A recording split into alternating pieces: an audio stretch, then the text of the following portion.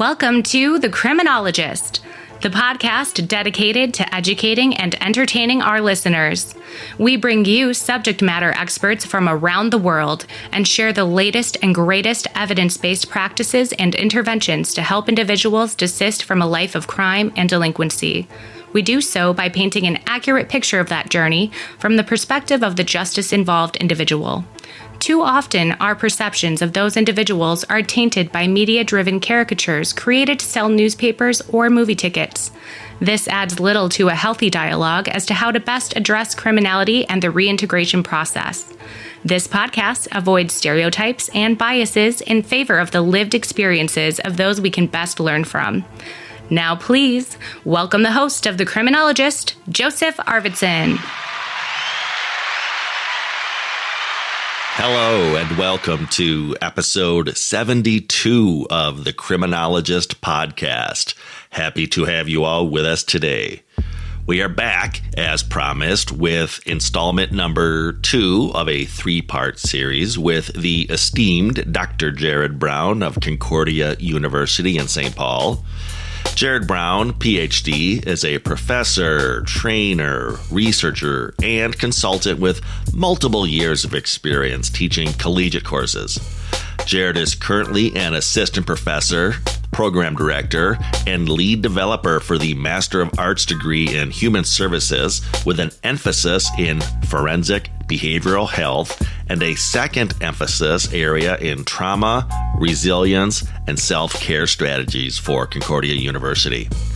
In addition to the experience mentioned above, Jerrod has provided consultation services to a number of caregivers, professionals, and organizations pertaining to topics related to autism spectrum disorder, fetal alcohol spectrum disorder, confabulation, suggestibility, trauma and other life adversities, traumatic brain injury, and youth fire setting. Jerrod has also conducted numerous trainings for professional and student audiences. Dr. Brown is also the founder and CEO of the American Institute for the Advancement of Forensic Studies, also known as AFIS, and he's the editor-in-chief of Forensic Scholars Today. Jerrod has completed 4 separate master's degree programs and holds graduate certificates in autism spectrum disorder, other health disabilities, and traumatic brain injuries. Jerrod has published several articles and book chapters. So glad to have him back on the show. As noted, this is the second of a 3-part series around trauma-related topics. Today, we're going to do an overview and somewhat deeper dive, to the degree we can within the confines of this podcast, around the topic of trauma-informed care. I am so excited to learn more about trauma and its impact on the populations that many of us serve. So please enjoy this second installment of a 3-part series, and I will see you all on the other side. Welcome back to the show, Dr. Jerrod Brown from Concordia University. I say welcome back. You've been on twice before. Your most recent episode was where we kicked off part 1 of a 3-part series on things trauma-related. Part 1, we talked about ACEs, adverse childhood experiences. You are back today for part 2 of 3 to talk about trauma-informed care. But for the listeners who may be just tuning into you for the first time, why don't you introduce yourself to the show, and we'll do a deeper dive on trauma-informed care. You bet. Thank you. Thanks, Joe, so much for having me back, and hope all of you are doing well. My name's Jerrod Brown. I am a professor, trainer, consultant, and researcher. I teach at Concordia University in St. Paul. I'm the program director for the Master of Arts degree in Human Services with an emphasis in forensic behavioral health. And we actually just recently launched a new emphasis area in trauma, resilience, and self-care strategies, which I'll talk a little bit about that in a few minutes. Perfect. Yeah. So, like I said, we're framing this as sort of a 3-part series. This is part 2, where we're going to build on a little bit of what we talked last time, but we were going to do a deeper dive on the topic of trauma-informed care. So let's begin by you giving our listeners maybe an overview of trauma-informed care, if you would, please. Yeah, Joe, if you don't mind, maybe even backing it up just a step before that, talking about what is trauma, because I think some people, they hear the word trauma, it's a big buzzword, but what is it? Why are we talking about this? So before becoming trauma-informed, I mean, obviously a big component of that is understanding the impact and the implications and the complexities of trauma, because it really is widespread. Most people at some point in their life have experienced a trauma, some more than others. Depending on the type of trauma, it can be absolutely very harmful for one's emotional health, behavioral health, physical health. A lot of scholars call it a costly public health issue because the implications are really that widespread. And there are many different dimensions of trauma. And just it's important to keep in mind that the way trauma impacts one person, it can really vary to the next person. Two people witnessing a really traumatic event can have very different experiences. It can really impact one person, the other person it may not impact as much. There's many reasons for that. We can talk about that a little bit today. But very important to keep in mind that there's individual types of trauma. It could be a one-time event. Maybe it's a car accident. Maybe it is more kind of like a relational or interpersonal type of trauma. Maybe you're working in a school setting. Maybe you're working with at-risk kids. Have they had a history of being bullied, teased, rejected? Looking at kind of social kinds of experiences that may result in trauma in some cases. Working with people coming from war-torn countries. Maybe it is working with individuals who have experienced disaster, something like that. It's important to really consider the impact that childhood trauma can have on adult health outcomes as well. So we talk a lot about the ACEs research, the Adverse Childhood Experiences research. And if you're not familiar with that research, basically think of it as the more trauma that someone has in childhood, and if that trauma goes unaddressed, untreated, unmanaged, there's a greater likelihood that that person, as they grow up into adulthood and beyond, can experience a host of chronic health conditions, increases in heart disease, cancer, there's increases in mental health problems, depression, anxiety, the list goes on and on. So when we think about trauma, we have those acute types of trauma. They're really short-lived. Doesn't mean they're not still very dangerous, problematic, and can result in a host of issues. But there's also the chronic type of trauma, developmental trauma, complex trauma. This is more long-term. And then think about this too, historical trauma. It could be related to racism, segregation, discrimination. There's varying subtypes.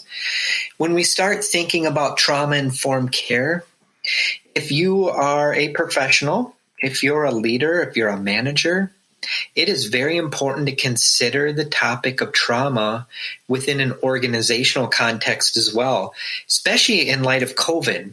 COVID has really amplified a lot of things and really has really shown that it can exacerbate many underlying health conditions, issues. But if an organization is experiencing trauma, in some cases, that organization may lose sight of their goals or their values or their missions. For staff who are dealing with high levels of toxic stress, they're dealing with trauma within that organizational context. Maybe staff are at higher risk of burnout. Maybe they're more irritable. Maybe they're more reactive. Maybe they're more coercive. That can really impact the overall goal, vision, mission of the organization. That can have a really negative impact on coworker dynamics. What happens if the leaders within your organization are dealing with trauma unaddressed? That can really impact the way in which they supervise, they manage the people they work with. So looking at this through an organizational lens is very, very important as well. So when we think about trauma-informed care, if you truly become trauma-informed, that really helps the people you're working with, not just the clients, but your coworkers, everyone within that organization, Trauma-informed care can support healing. Think of it as positive change, having a positive growth mindset. It's important too, when we become trauma-informed, to understand the complexities of trauma. That's why we talked a little bit about just the basics of trauma. So we want to have increased trauma awareness, increasing your knowledge of the research around this, staying current on the research literature, attending continuing education trainings. Maybe it's hiring a consultant to come into your organization and take a look at your policies and practices and procedures, your hiring practices, how you operate, helping that organization really look through a mindset of becoming trauma-informed. Think of it, too, as really a collaborative process. You're working as a team. You're having a mindset of just making sure people within that organization feel safe, valued, respected. All of this can translate to the clients you're working with as well. And at the core of this too, we want to make sure we're using the best available scientific evidence as well. So again, so important why we want to stay up to date on the research literature. Joe, I'll take just a minute there. If you have any thoughts on that, we can go a lot deeper into some of this. I can break it down into some of the key components next, if that would be helpful.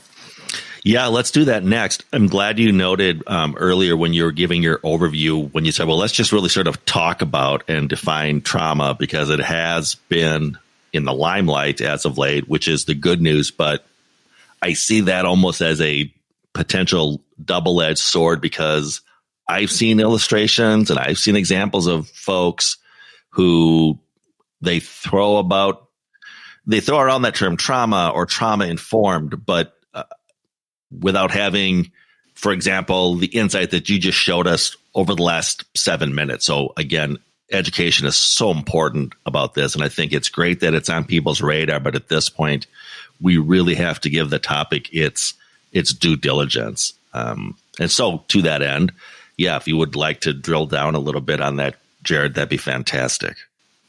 Yeah, so going a little bit deeper into like having a trauma-informed mindset. You as the clinician, the professional, the practitioner, the leader, you want to promote a culture of safety, positive health and wellness, focusing on empowerment.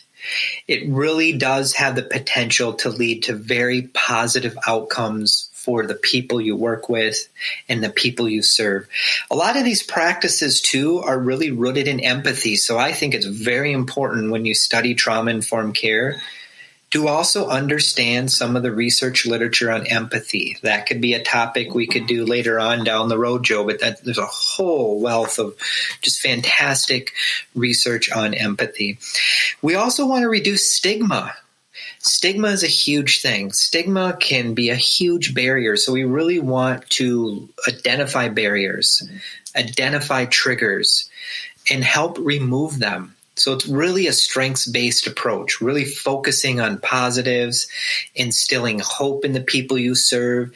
Because if a client you're working with doesn't feel like you believe in them, that client doesn't feel like you are knowledgeable and competent, if that client feels like they're being disrespected or not being heard or listened to, that can be a huge barrier in and of themselves.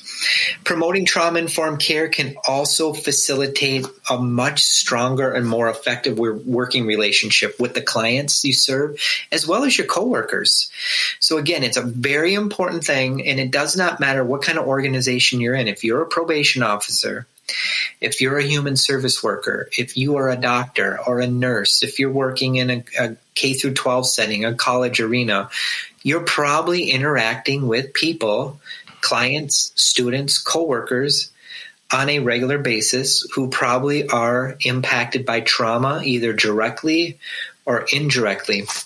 And COVID-19, again, without a doubt, has brought this even more to the surface.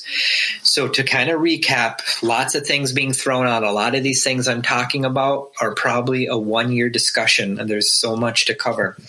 So at the core of this, we want to become trauma aware, getting more training, supervision, consultation, staying up to date on the research literature, depending on what kind of setting you're in, making sure you are using best practices. You're using the most up-to-date and validated types of screening instruments, treatment protocols, intervention strategies.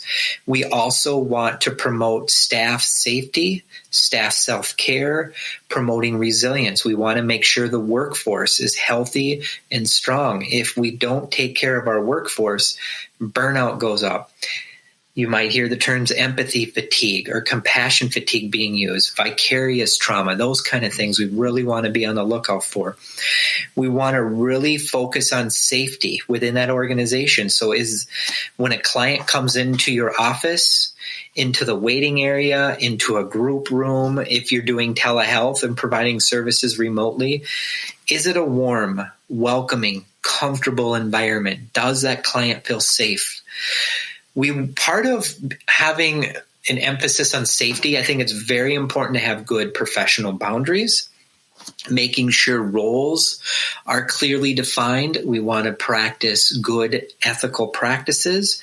We want to ensure that we understand confidentiality and privacy, really have a good understanding too of cultural differences and diversity. Gender kind of topics as well is very, very important. I think a big component of trauma-informed care too is helping the client, again, feel more empowered, promoting self-efficacy, helping that client help them believe in themselves more, promoting self-esteem. If that client is dealing with high levels of shame, helping them address that shame, because shame is a huge barrier. Helping that client just get a better sense of control over their thoughts, feelings, emotions, and actions can be very, very helpful. Predictability, structure, routine, all of those things are really important through a trauma-informed lens.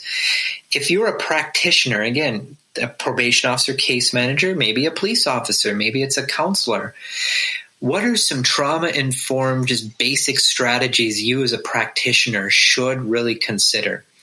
At the practitioner level, are you utilizing practices during your intake, during your interview, during a group session, if you're doing a pre-sentence investigation, whatever you're doing?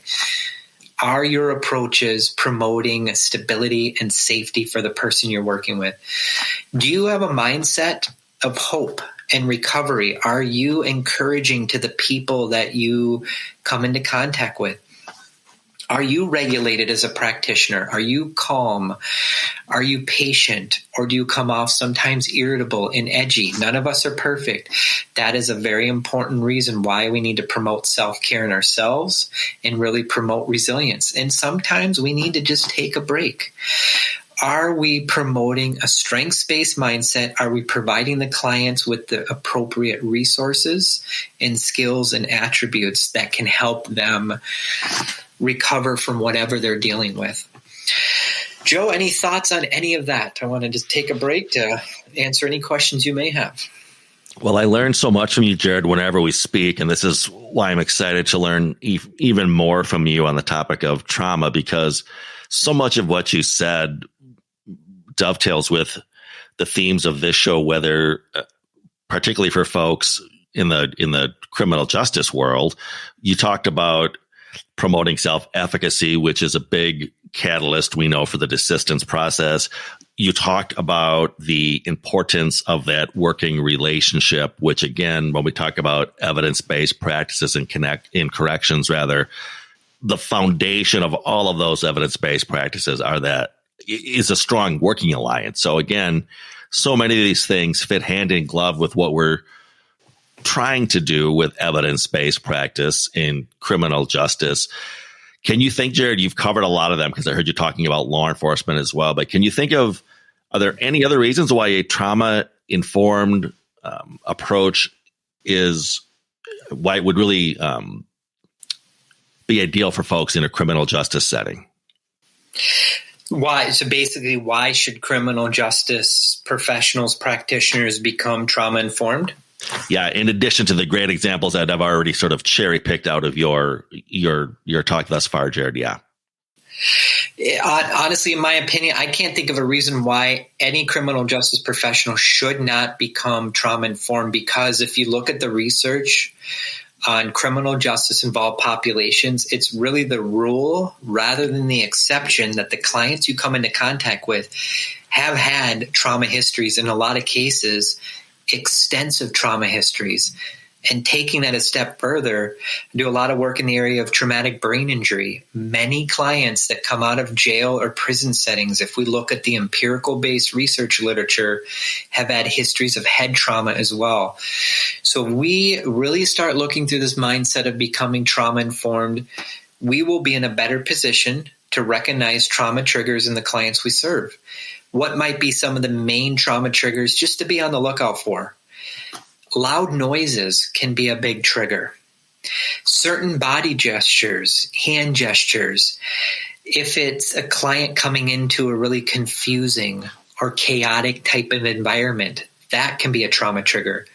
For some people, transitioning from one topic, one setting to another could be a trauma trigger.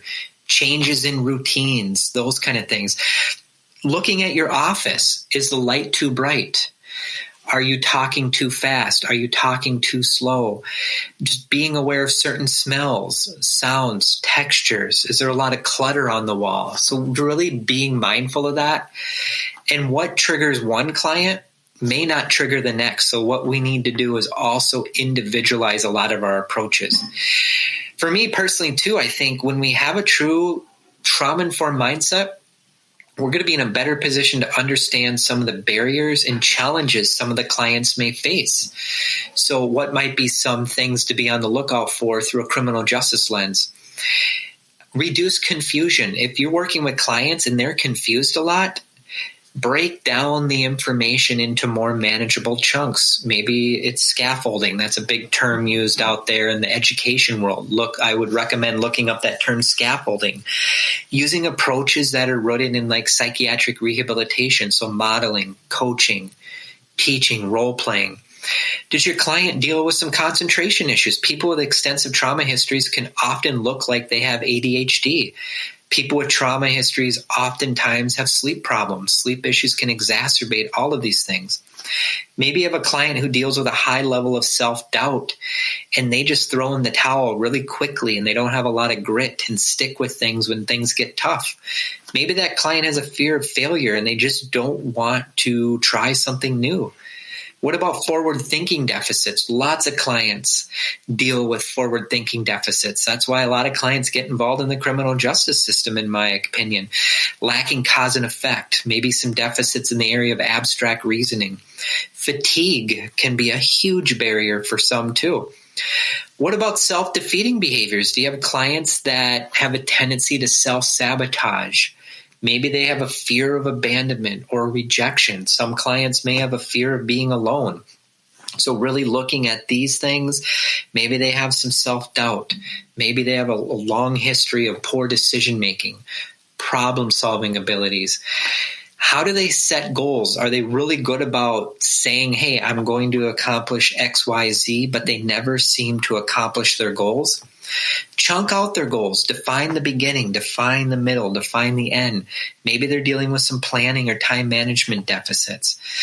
People with untreated trauma in some cases may start engaging in self-destructive behaviors. So if you have clients with a long history of engaging in like self-destructive behaviors, maybe it's substance misuse, excessive tobacco intake, alcohol use. Maybe they're dealing with a history of road rage or compulsive computer gaming. Maybe they have a long history of sabotaging relationships and they have a high level of jealousy or emotional manipulation or even violent tendencies. Is there any trauma at play here? Is there any trauma triggers? Do they have a history of childhood trauma? Dig deeper into that. Maybe they have some disrupted attachment patterns as well.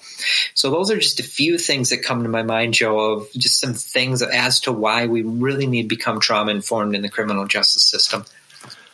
You noted we could spend forever. We could spend a semester talking about trauma-informed care, but maybe throw out some of those other topics related to trauma-informed care, executive function-informed, brain-informed, that type of thing, if you would, Jerrod. Yes, if you're working in the criminal justice system, as I mentioned before, very high levels of trauma, very high levels of brain injury. Even just those two factors alone point me to the fact that it is so important for criminal justice professionals to also understand the topics of attachment theory, because if people have extensive trauma histories, particularly in childhood, and we didn't even get into prenatal trauma today, there's a high likelihood that they may have some attachment problems. We also really need to be aware of executive function. I do a ton of work in that area. Executive function is the CEO of the brain. It drives the bus with behavior. People with trauma histories, brain injury histories, even chronic sleep deprivation can impact executive function. There's many different domains that fall under the umbrella of executive function, but the big three to be aware of: working memory. If you have a client who struggles with working memory, they're going to get overwhelmed quickly if they're asked to multitask. Working memory is like a chalkboard. Some clients with really good working memory may only be able to hold 3, 4, 5, 6 pieces of information in their memory at one time. People with very poor working memory, they may only be able to hold 1 or 2. So the last thing we want to do is overwhelm them. Be aware of rapid fire questioning. Multitasking can be very problematic. Another domain of executive function is called inhibition. Really think of that as our internal pause button, our parking brake, stopping, reflecting, pausing, all those things. It relates to self-regulation, impulsivity. And then another component is called cognitive flexibility. Just pretend that's your steering wheel in the car. Most people can steer a car fine and move around a speed bump or whatnot, or a pothole. People with cognitive flexibility issues, they will have a very difficult time in some cases adapting. They could come off as very rigid and inflexible. Those can be very challenging. So those are just a few things for us to really be aware of. But I really like to look through a lens too when we're talking about all these things from like an integrative behavioral health lens. So often clients are not just dealing with trauma, they're dealing with mental health challenges, in some cases substance misuse. But what about medical health issues too? Very, very common. Digestive health issues are very common. Pain disorders, blood sugar level dysregulation, chronic inflammation, immune system dysregulation. So we really need to be aware of the integrative type of lens as well, because so many of our clients are dealing with a host of emotional, physical, and behavioral health challenges. These are big topics, lots of things to consider here, but hopefully just planting a few seeds to encourage all of you to take your education training to that next level. And I think it will absolutely help you be even more effective when working with some of these complex and challenging situations. That was a fantastic overview of trauma-informed care, Jerrod. You mentioned folks working towards augmenting their training and education. Why don't we do a quick shout out for your program at Concordia University, your certificate program, and your master's program as well, for folks that want to learn more about trauma, resilience, and self-care strategies? Yeah, so we recently launched Human Services with an emphasis in trauma, resilience, and self-care strategies. Janina Schick and I have worked on this along with some other individuals, and we just actually launched it this week, and definitely very excited about the program. And Concordia really recognized that obviously trauma is widespread. It's important we provide advanced education to practitioners that are working in the helping professions. And to break it down, in the emphasis area, we have 5 classes. The first class, it's called Foundations in Trauma and Stress-Related Disorders. So in that class, we talk about the adverse childhood experiences literature, complex and developmental trauma, toxic stress, post-traumatic stress disorder. We get into some attachment-based types of disorders, reactive attachment disorder, disinhibited social engagement disorder, among a number of other topics. The second course in this program is called Neurobiology of Trauma and its Impact on the Developing Brain. We take a deep dive into how trauma impacts the developing brain. So we have different sections focused on executive function, something called theory of mind, another topic called alexithymia, the impact it has on language and communication, to name a few. So it's a really interesting class. And regardless if you work with adults or kids, that class will have significant implications throughout the lifespan. The third class in that emphasis area is forensic behavioral health aspects of trauma. So we really look at how trauma impacts criminal behavior, victimization, the impact it has on the criminal justice and legal and forensic settings. The fourth class focuses on trauma through that family systems lens, looking at domestic violence, parental incarceration, a lot of topics that are just related to how it impacts the whole family system, high conflict divorce, parentification, among a ton of other topics.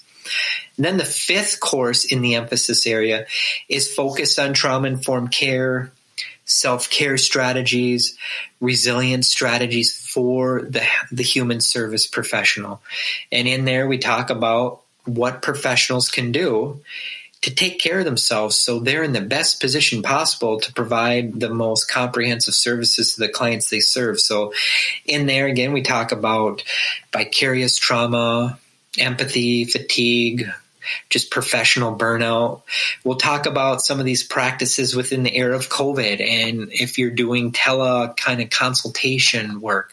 So a lot of topics. Those are just a few things. You just scratch the surface, but I think it's a very nice, comprehensive program, and it will absolutely take that students' and professionals' knowledge about trauma and related topics to that next level. Yeah, and you mentioned the importance with the synergy that we're seeing with individuals in the helping professions, and loyal listeners of the show will see these themes come up over and over again. So great timing launching that program this week, Dr. Brown. I mentioned this is the second part of a 3-part series. So Jerrod will be back to conclude part 3 when we talk about trauma, resilience, and self-care strategies for the helping self-care strategies rather for the helping professional. I'm also excited to announce that we've teased this in previous episodes.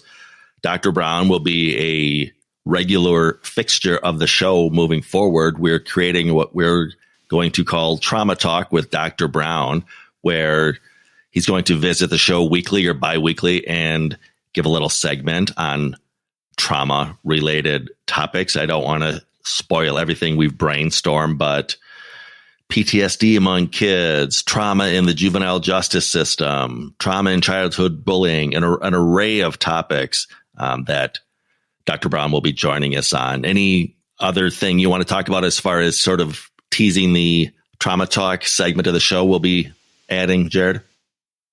Yeah, I'm planning to dig a lot deeper into many of the topics we covered today, but I really want to take a deep dive for the audience too, where I don't know if they have a lot of experience about the behavioral health aspects and the impact trauma has on certain medical health disorders too. So we'll have a module on the impact trauma has on the gut, digestive health.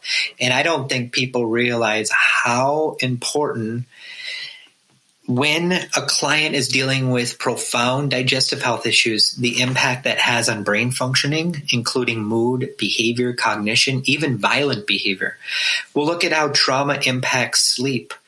We'll look at trauma and how it impacts immunity, how it can lead to chronic low-grade inflammation. Why in the world would you want to know about chronic low-grade inflammation if you're a police officer, probation officer? Well, you should, and I'll tell you why. And we're going to talk about the impact trauma has on the HPA axis, the hypothalamus, pituitary adrenal axis. These are big topics, but we're going to break them down. And once you understand these topics, you are going to have a better appreciation as to why some clients behave the way they do, in not a good way in some cases. So we'll give you a lot of practical tips, strategies, and ideas to consider. Yeah, we absolutely love and appreciate those practical applications. I will leave a link if any of you are interested in the programs Dr. Brown highlighted at Concordia University of St. Paul, along with Dr. Brown's email contact information in the show notes of this episode, so you can reach out if you want to learn more about that program. Dr. Brown, we'll talk to you very soon. Thank you for part 2 of our 3-part series, and we'll talk very soon, I'm sure. Thank you so much for having me on. That was great. All right. Until next time, Dr. Brown. A quick break from the show to give a shout out to our friends at APHIS, the American Institute for the Advancement of Forensic Studies. APHIS is a professional organization dedicated to uniting the forensic communities of criminal justice, education, law, medicine, and psychology. APHIS is a leader in building relationships within the forensic community, locally and nationally. The mission of the American Institute for the Advancement of Forensic Studies is to provide quality education, training, consultation, and research in the forensic studies to professionals and students.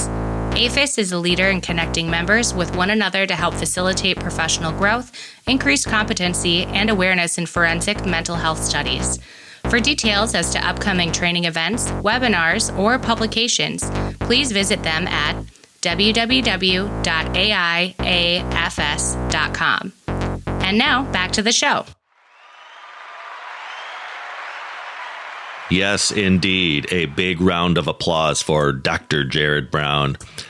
I was frantically jotting down notes even as I was trying to conduct that interview with Jerrod. So many awesome nuggets of knowledge that he was throwing down for us to pick up. As I noted, this is great stuff for anybody who is in the helping profession. And to those of you working under the risk-need responsivity model and or a strength-based desistance approach, so much that we can overlay to how we supervise our clients from being trauma-informed.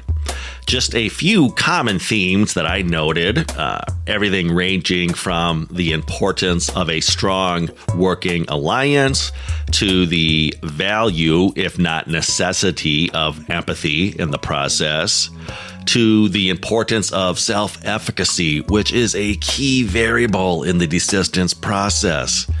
And, of course, I loved Jerrod mentioning the concept of organizational trauma. So important right now. Fortunately, Dr. Brown will be back, not just to conclude this 3-part series in which he will talk about self-care strategies for the helping professional, but also as part of his regular future appearances for Trauma Talk with Dr. Brown. Hey, I want to give a quick shout out to Thomas Saunders. Thomas is responsible for creating the bumper music you hear to kick off and conclude the show. You're listening to the musical stylings of Thomas Saunders as we speak. Thomas has also assisted with some production upgrades here in the studio. Thank you for all you do for the show, Thomas. Back next week with a fresh episode. In the meantime, you may contact the show or reach out to us through our website, theparagongroup.llc.com, for training or presentations as to evidence-based practices or implementation, or, of course, the topic of desistance from crime. If you have questions or comments as to this podcast, feel free to contact the show via our email of thecriminologistpodcast@gmail.com. That's thecriminologistpodcast@gmail.com. Remember to follow us through our Facebook page and our Instagram page at The Criminologist Podcast. New fun images are being added all the time to those feeds. You don't want to miss out. The Criminologist Media Group is also on Twitter at Crim Media Group. That's CRIM Media Group. Go ahead and give us a follow. You can also connect with me, Joseph Arvidsson, on LinkedIn, and follow both the Criminologist Podcast and the Paragon Group on our LinkedIn pages. Lastly, if you've not already done so, check out and subscribe to our YouTube channel, The Criminologist, for additional content as to the themes of this podcast. And if you believe in what we're doing on the show, if you're part of the movement, please spread the word, tell a friend or a coworker or a colleague about us, ask them to subscribe to the show, and of course, do so yourself if you've not already done so. And always remember, folks, there's no them, there's only us. Honestly, in my opinion, I can't think of a reason why any criminal justice professional should not become trauma-informed, because if you look at the research, on criminal justice involved populations, it's really the rule rather than the exception that the clients you come into contact with have had trauma histories, in a lot of cases, extensive trauma histories. The Criminologist Podcast is a production of the Paragon Group, LLC. For speaking engagements, interviews, program design, or training opportunities, please visit us at theparagongroup.llc.com. If you enjoyed the show, you can find more content and videos on our YouTube channel, The Criminologist. Don't forget to like and subscribe. Both the Criminologist Podcast and the Criminologist channel are brought to you by the Criminologist Media Group. Be sure to give us a 5-star review, and thanks for listening. The thoughts, statements, and opinions of the host and cast members do not necessarily reflect the views of their employers and are those of the host and cast themselves. Any discussion regarding client statements, behaviors, actions, or crimes are purely fictional and are used only for the purposes of example. Any examples that could be deemed to be related to an actual individual or individuals are incidental.